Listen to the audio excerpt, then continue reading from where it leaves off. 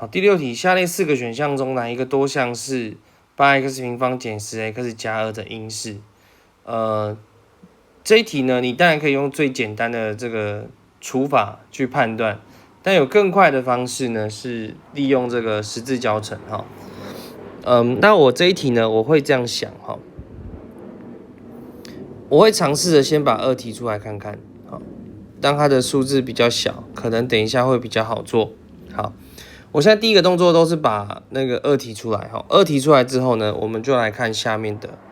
好，这是4跟 x， 这是 x， 好，那这是-1，这是-1，交叉相乘，-4x 减 x， 哦，可以，所以是2乘以4x 减1乘以 x 减1。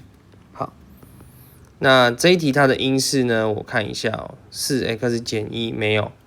好，你看哦，这边又来了，他又希望你把这个 x 减1乘以2去找配对，所以这一题答案是 A。好，这一题答案是 A。好，那就讲解到这里结束。